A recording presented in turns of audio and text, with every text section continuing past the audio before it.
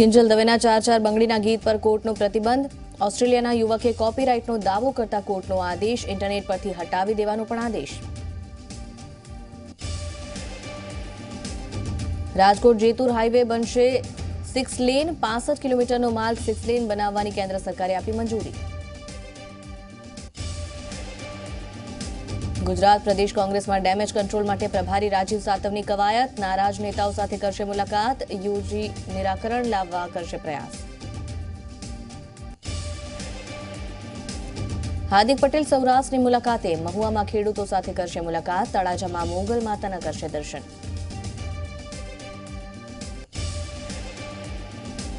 સુરતમાં કરોડોના બિટકોઇન કૌભાંડમાં દિવ્યેશ દરજીના જામીન નામંજૂર. પુત્રની સારવાર માટે કરી હતી જામીન અરજી. જમ્મુ કાશ્મીરના પૂંછમાં પાકિસ્તાન દ્વારા સીઝ ફાયરનો ભંગ. 2 દિવસથી કરાઈ રહ્યું છે ફાયરિંગ.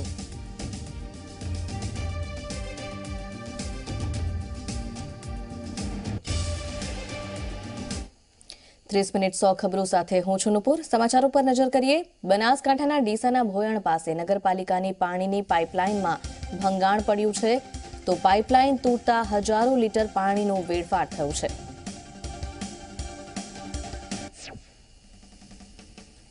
કિંજલ દવેનું પ્રખ્યાત 4-4 બંગડીવાળું ગીત ફરી વિવાદમાં સપડાયું છે. ઓસ્ટ્રેલિયાના કાઠિયાવાડી કિંગ તરીકે જાણીતા યુવકે કોપીરાઇટનો દાવો કર્યો છે. તો કમર્શિયલ કોર્ટે આ ગીત પર હવે પ્રતિબંધ મૂકી દીધો છે. કિંજલ દવે આ ગીત કોઈપણ કમર્શિયલ કાર્યક્રમમાં નહીં ગાઈ શકે. ઇન્ટરનેટ પરથી પણ ગીત હટાવી દેવા માટે આદેશ કરાયો છે. સાથે આ ગીત હવે કોઈને પણ વેચવા પર પણ આદેશ કરી દેવાયો છે કે નહીં વેચી શકાય. આ કેસની આગામી સુનાવણી 22મી જાન્યુઆરીએ હાથ ધરાશે. અરજદાર યુવકે કોર્ટમાં અરજી કરી હતી કે કિંજલ દવેએ જે ગીત ગાયું અને ઇન્ટરનેટ પર મૂક્યું છે તે પોતે લખ્યું અને ગાયું છે. તેનો વિડીયો પણ 2016માં અપલોડ કરવામાં આવ્યો હતો અને થોડા સમય બાદ તે ગીતમાં નહિવત ફેરફાર સાથે કિંજલ દવેએ પણ આ ગીત ફરી રેકોર્ડ કર્યું અને ત્યારબાદ ઓક્ટોબર 2016માં તે ગીતનો વિડીયો યુટ્યુબ પર કિંજલ દવે દ્વારા અપલોડ કરાયો. હિંમતનગર એસઓજી પોલીસે બાતમીના આધારે 500ના દરની 17 નકલી નોટ સાથે 5 શખ્સોને ઝડપી પાડ્યા છે. આરોપીઓ પોતાના ઘરમાં રાખવામાં આવતા પ્રિન્ટરમાં છાપતા હતા. પોલીસે આરોપીની ધરપકડ કરીને વધુ તપાસ હાથ ધરી. પ્રદેશ કોંગ્રેસમાં ભંગાણ દૂર કરવા પ્રભારી રાજીવ સાતવ હવે મથી રહ્યા છે. યેનકેન પ્રકારે હવે રાજીવ સાતવ આજે નારાજ નેતાઓને મળીને હાઈકમાન્ડને રિપોર્ટ આપશે. તો સાતવ બેઠકો યોજી ઉકેલ લાવવા પ્રયાસ કરશે. હાર્દિક પટેલ આજે સૌરાષ્ટ્રની મુલાકાતે છે. તળાજાના ભગોડા ગામે મોગલ માતાના દર્શન કરશે અને મહુવાના નીચા કોટડા ગામના ખેડૂતોની મુલાકાત પણ હાર્દિક લેશે. મહુવા મામલતદાર કચેરી પાસે ઉપવાસ પર જે ખેડૂતો બેઠા છે તેમને મળશે. ઉપવાસ પર કતાર ગામના ખેડૂતો જે બેઠા છે તેમની સમસ્યા સાંભળશે. રાજકોટમાં આજી ડેમમાં નર્મદાના નીર આવશે. તો સરકારે આ નિર્ણય કર્યો છે. નર્મદાના નીર આજી ડેમમાં ઠાલવવાનો. સુરેન્દ્રનગરના ધોળી ધજાથી નર્મદાનું પાણી છોડવામાં આવ્યું છે. મચ્છુથી ત્રંબા અને ત્યાંથી આજી ડેમમાં નીર પહોંચશે. ત્રીજી વખત આજી ડેમને નર્મદાના નીરથી ભરવામાં આવી રહ્યું છે. તો ચોમાસા સુધી હવે રાજકોટવાસીઓને અગવડ નહીં પડે અને તે માટે જ આ નિર્ણય લેવાયો. બિટકોઇન કેસમાં સંડોવાયેલા આરોપી દિવ્યેશ દરજીની જામીન અરજી ફગાવી દેવામાં આવી છે. આરોપી દિવ્યેશ દરજીએ સેશન્સ કોર્ટમાં 15 દિવસની વચગાળાની જામીન અરજી કરી હતી, પરંતુ કોર્ટે જામીન અરજી નામંજૂર કરી છે. આરોપી દિવ્યેશ દરજીએ જેલના સળિયા પાછળ જ રહેવું પડશે.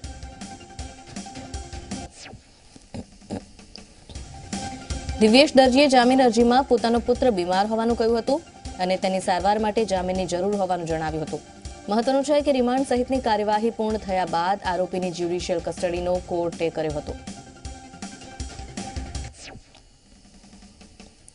પોલિશ ડાયમંડમાં 50%થી વધુનો ઘટાડો થતાં સુરત જિલ્લાના રૂરલ વિસ્તારના નવા એકમો બંધ થવા લાગ્યા છે. સામાન્ય રીતે સુરતમાં તૈયાર થયેલ પોલિશ ડાયમંડની 50% માંગ ફક્ત અમેરિકામાં જ ક્રિસમસ દરમિયાન નીકળે છે, જ્યારે વિશ્વના અન્ય દેશોમાં 50% માંગ રહેતી હોય છે.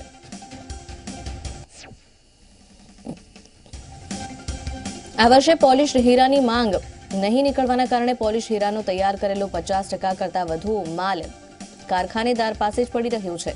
જો કે આ વર્ષે ટર્નઓવર સીધું જ 15% જેટલું ઘટી ગયું છે. પ્રયાગરાજમાં થનારા કુંભ મેળાને લઈને તડામાર તૈયારીઓ ચાલી રહી છે, ત્યારે ગુજરાતના લોકોને પણ સીધા કુંભના મેળામાં જવા માટે એર ઇન્ડિયા દ્વારા વિમાની સેવા શરૂ કરવામાં આવી રહી છે. આગામી 13 જાન્યુઆરીથી 30 માર્ચ સુધી આ વિમાની સેવા ચાલશે. તો બુધવાર અને શનિવાર એમ અઠવાડિયામાં 2 દિવસ અમદાવાદથી પ્રયાગરાજ જવા માટે સીધી ફ્લાઇટ મળી રહેશે, જે અમદાવાદ એરપોર્ટથી બપોરે 2 કલાક અને 40 મિનિટે ઉપડશે અને સાંજે 4 કલાક અને 20 મિનિટે પ્રયાગરાજ પહોંચાડી દેશે. બીજી બાજુ રિજનલ રજિસ્ટ્રેશન ઓફિસે નો ઓબ્જેક્શન સર્ટિફિકેટ ન આપતા યુવતીએ હાઈકોર્ટમાં પિટિશન કરી હતી અને હાઈકોર્ટે એફઆરઆરઓને નોટિસ પાઠવી છે. જોકે આ મામલે હવે વધુ સુનાવણી આગામી 8મી જાન્યુઆરીએ થશે. સાબરકાંઠામાં શિક્ષકોની ઘોર બેદરકારી સામે આવી છે. સાંજે શાળામાં એક વિદ્યાર્થીની વર્ગખંડમાં પુરાઈ ગઈ અને શાળાને તાળું મારીને શિક્ષકો નીકળી ગયા. તો બાળકી સાંજે ઘરે પરત આવી અને વાલીઓએ જ્યારે તપાસ હાથ ધરી, જ્યારે બાળકી ઘરે ન આવી ત્યારે શોધખોળ હાથ ધરાઈ.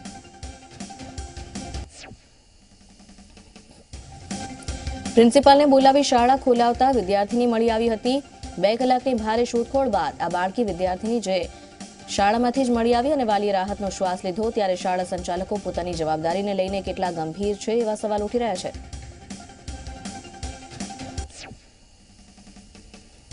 બનાસકાંઠાના પાલનપુરમાં પોલીસે મેમો આપવાના મુદ્દે એક રિક્ષા ચાલકે પોલીસના ત્રાસથી કંટાળીને પોતાની રિક્ષામાં જ્વલનશીલ પ્રવાહી છાંટી અગ્નિ સ્નાન કરી આત્મહત્યાનો પ્રયાસ કર્યો, જેમાં રિક્ષા ચાલક ગંભીર રીતે દાઝ્યો છે.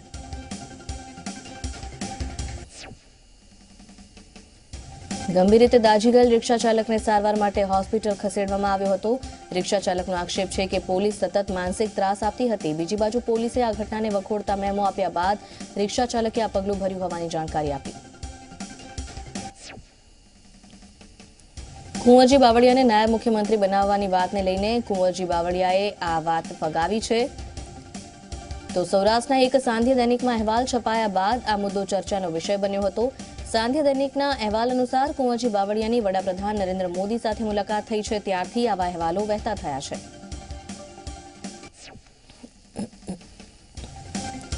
31 ડિસેમ્બરના રોજ કુંવરજી બાવળિયા વડાપ્રધાનને મળવા માટે ગયા હતા.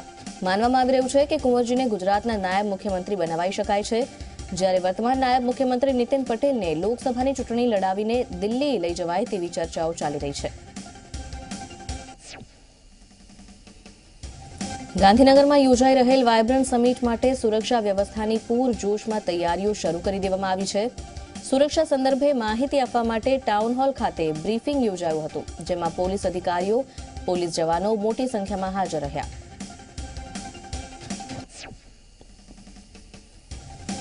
વાયબ્રન્ટ સમિટમાં વિદેશના અનેક મહેમાનો આવનાર છે, ત્યારે વિદેશી મહેમાનો સાથે અંગ્રેજીમાં વાત કરી શકે તેવા પોલીસ અધિકારીઓ અને કર્મચારીઓને તૈનાત કરાશે. 4 વિભાગમાં ઝોન વાઇઝ સુરક્ષા ગોઠવવામાં આવશે અને ટ્રાફિકની સ્થિતિ સંભાળવા માટે પોલીસની ટીમને પણ તૈનાત કરાશે. યુપીના નાયબ મુખ્યમંત્રી અમદાવાદની મુલાકાતે છે.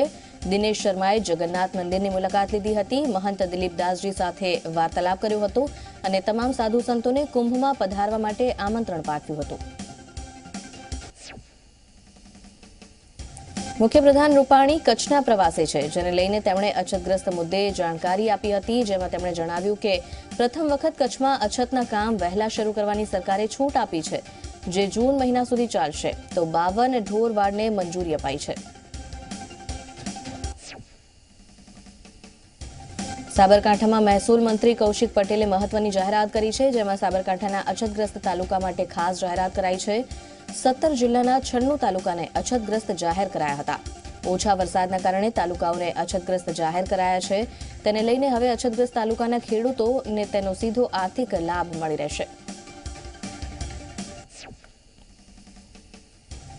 96 તાલુકાના 22 લાખ લોકોને આ અંગેની સહાય ચૂકવાશે. અંદાજિત 2000 કરોડ રૂપિયા 10મી જાન્યુઆરી પહેલા અછતગ્રસ્ત લોકોને મળશે. હાલ 17 જિલ્લા કલેક્ટરને રકમ પહોંચાડી દેવામાં આવી છે. વહેલી તકે અછતગ્રસ્તોને સહાય મળે તે હેતુથી પ્રયાસ ચાલુ છે.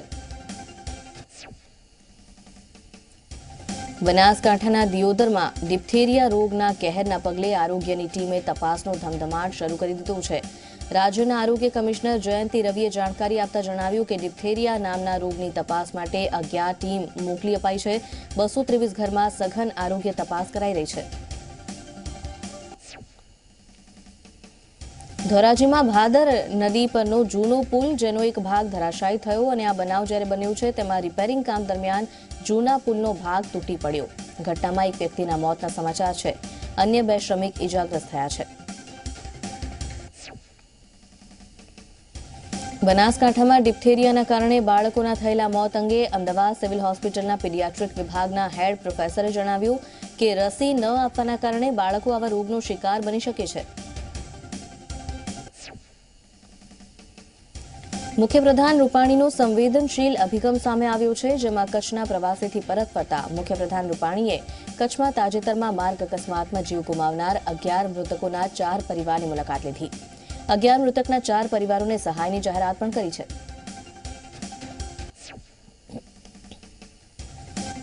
આણંદમાં દૂધ ખરીદતા ગ્રાહકો માટે આનંદના સમાચાર સામે આવ્યા છે, જેમાં ડેરી સેમિનારમાં ફેડરેશનના એમડી આરએસ સોઢીએ નિવેદન આપતા જણાવ્યું કે હાલ દૂધના પાઉચમાં કોઈ ભાવ વધારો નહીં કરવામાં આવે.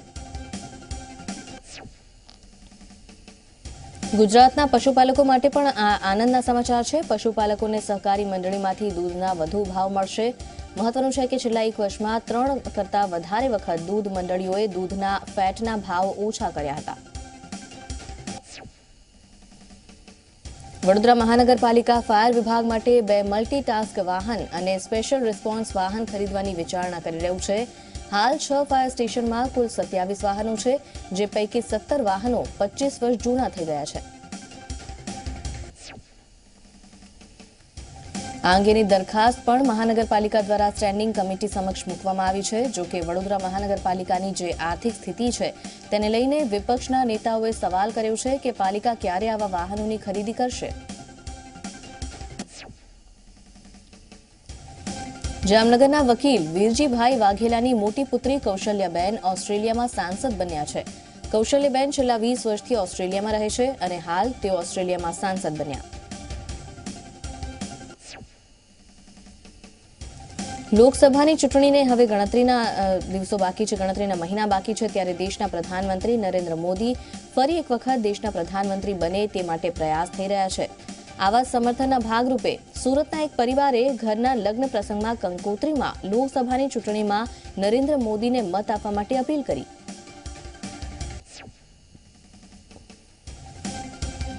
સુરતમાં મનપાનું મ્યુનિસિપલ કમિશનરે બજેટ રજૂ કર્યું. એમ થેનારસન દ્વારા બજેટ રજૂ કરવામાં આવ્યું. કુલ અંદાજિત બજેટ 5,599 કરોડનું રજૂ કરાયું છે. કેપિટલ બજેટ માટે 2,515 કરોડ ફાળવવામાં આવ્યા છે. સુરત મહાનગરપાલિકાએ આ વર્ષે કોર્પોરેશન ટેક્સમાં વધારો કર્યો નથી. સામાન્ય વેરા, યુઝર ચાર્જીસ તથા વાહન વેરામાં પણ વધારો નથી કરાયો, તો સુરતવાસીઓને ટેક્સમાં રાહત મળી છે.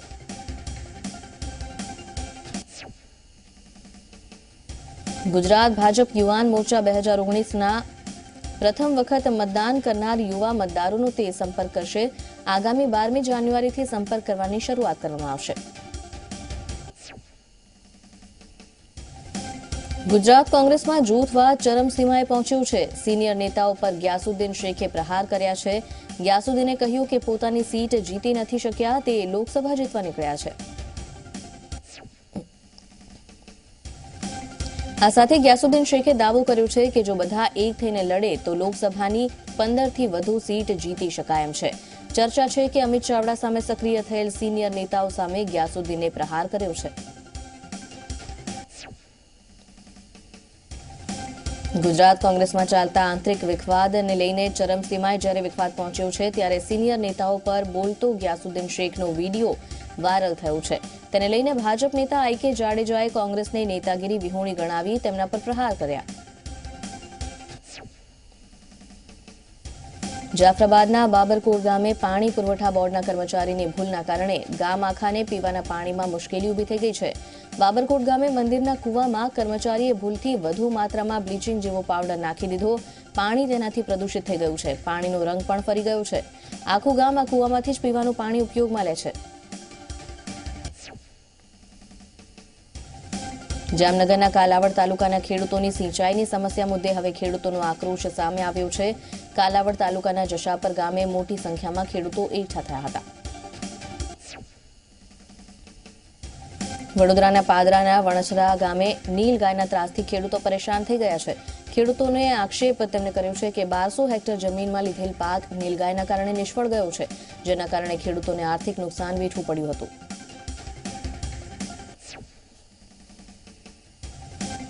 ખેડૂતોનું કહેવું છે કે વણછરા ગામમાં 400 થી વધુ નીલગાય છે, જે અવારનવાર ખેતરમાં ઘૂસી જાય છે અને પાકને નુકસાન પહોંચાડે છે. આક્ષેપ છે કે વારંવાર રજૂઆત છતાં કોઈ પગલાં નથી લેવાતા.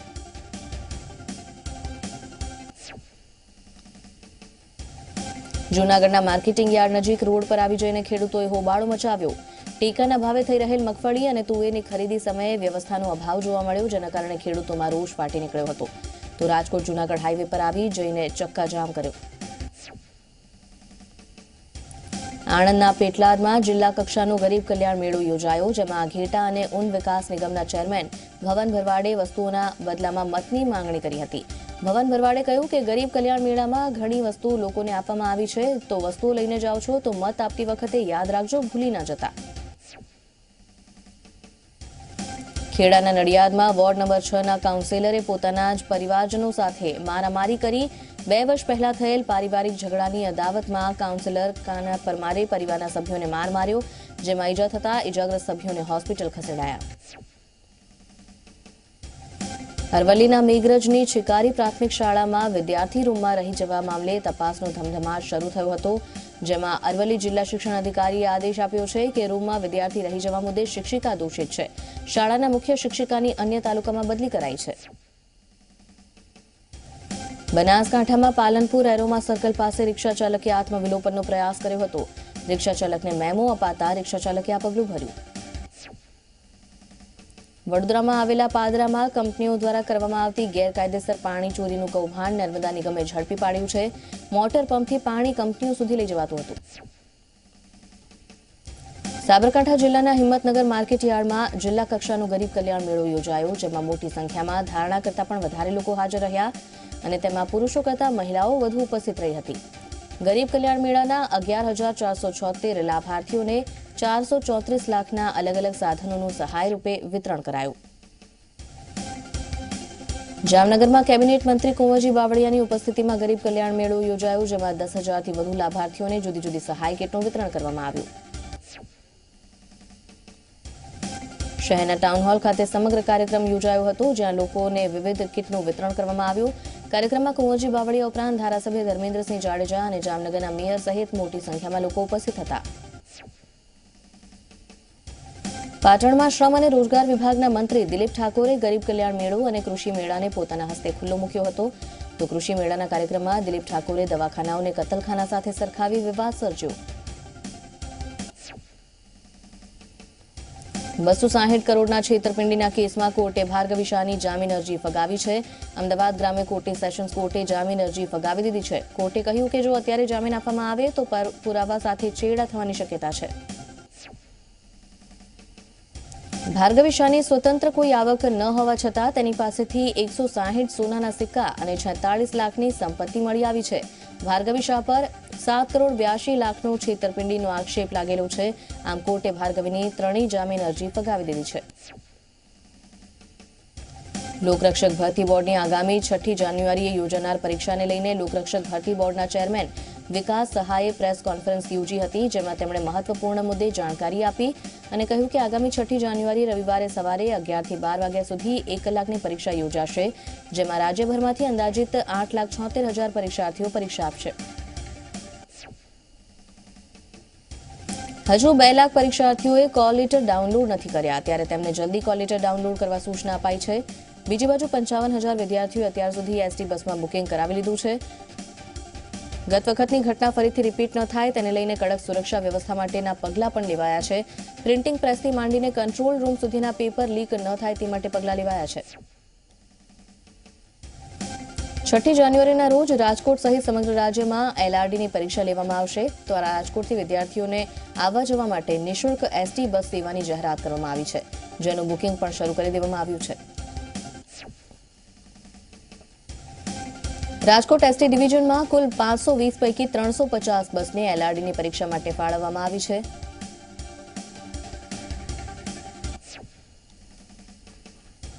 છોટાઉદેપુર જિલ્લાના પાવી જેતપુરમાં દીપડાએ હુમલો કર્યો અને ખેડૂતનું મોત નીપજ્યું છે. ખેડૂત ખેતરમાં કામ કરી રહ્યો હતો ત્યારે દીપડાએ અચાનક હુમલો કર્યો. ત્યારે બનાવની જાણ થતાં વન વિભાગના કર્મચારીઓ ઘટના સ્થળે પહોંચ્યા હતા. ચોટીલા રાજકોટ હાઈવે પર સુરેન્દ્રનગરના ડોડિયા ગામના પાટિયા પાસેથી દીપડાનો મૃતદેહ મળી આવ્યો હતો. પ્રાથમિક તપાસમાં કોઈ વાહનની અડફેટે દીપડાનું મોત થયાની આશંકા સેવાઈ રહી છે. તો ચોટીલા વન વિભાગ દ્વારા દીપડાના મૃતદેહનો કબજો લઈ પોસ્ટમોર્ટમની કાર્યવાહી શરૂ કરાઈ.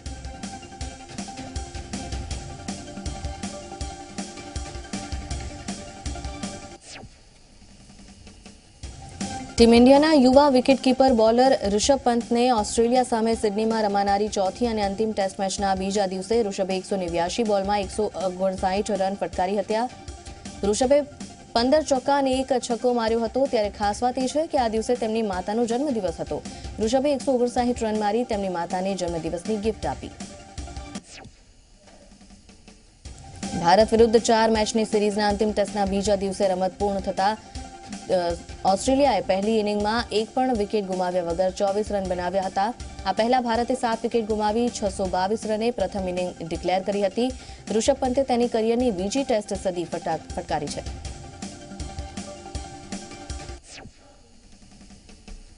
ભારતીય ટીમ ઓસ્ટ્રેલિયા સામે 4 ટેસ્ટ સિરીઝમાં ટીમ ઇન્ડિયાએ પહેલા ટોસ જીતીને પહેલા બેટિંગનો નિર્ણય કર્યો હતો.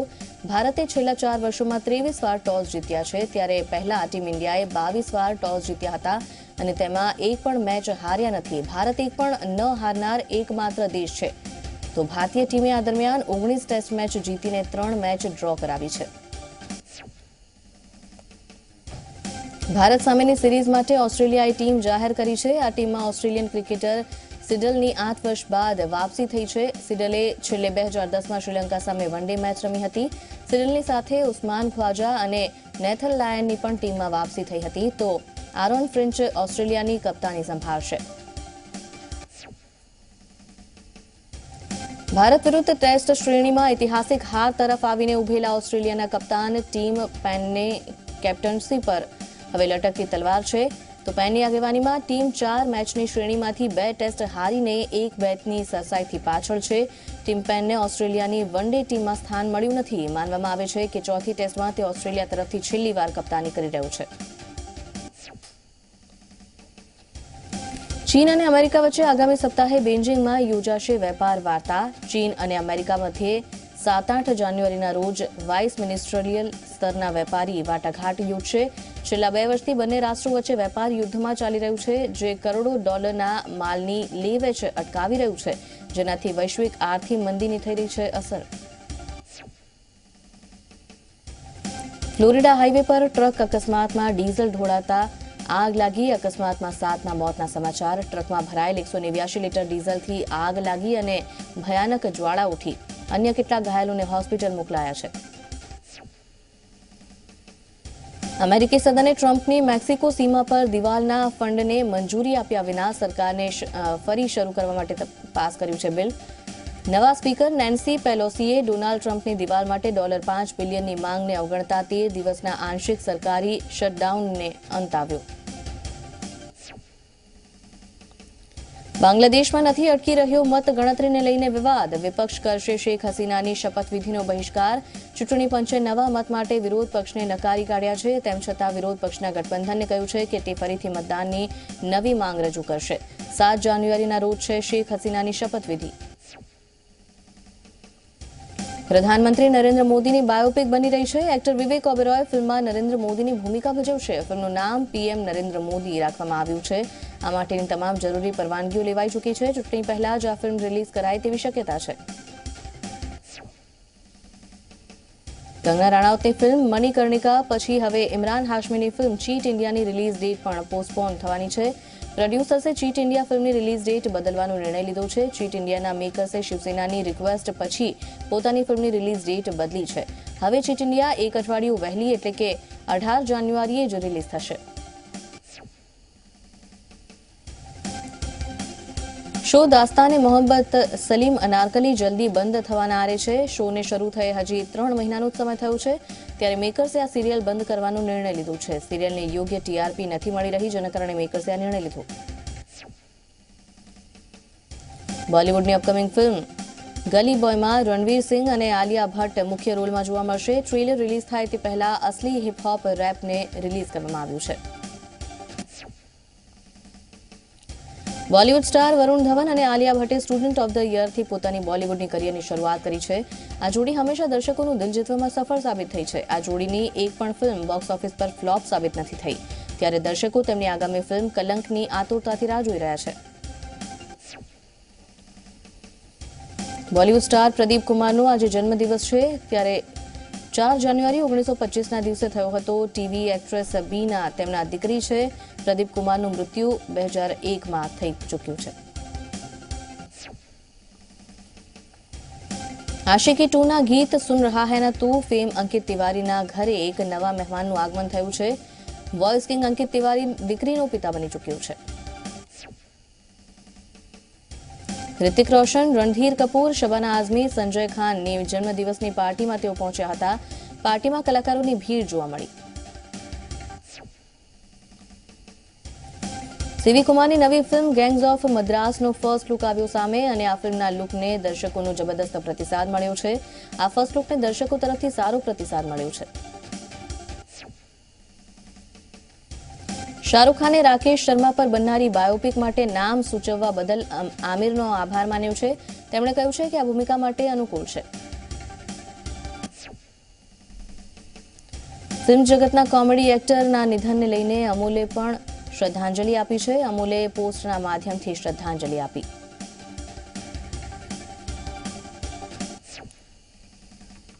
તો 30 મિનિટ 100 ખબરોમાં હાલ આટલું જ. અન્ય મહત્વના સમાચારો માટે આપ જોતા રહો ઝી 24 કલાક.